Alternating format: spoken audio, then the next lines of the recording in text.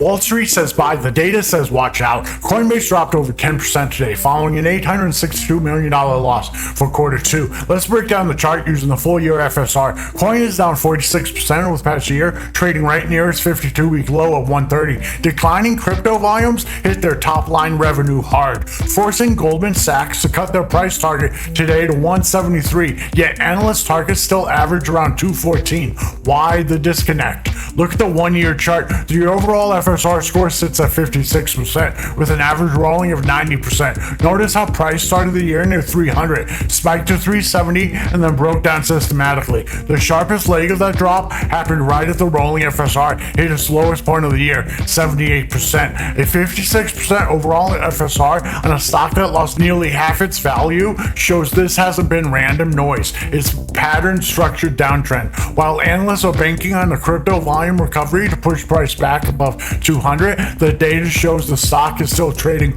well below its yearly average of 237. FSR doesn't predict earnings, it audits structures. Check out the full predictive tools at predictability-api.com. Thanks for stopping by. We'll catch you in the next one.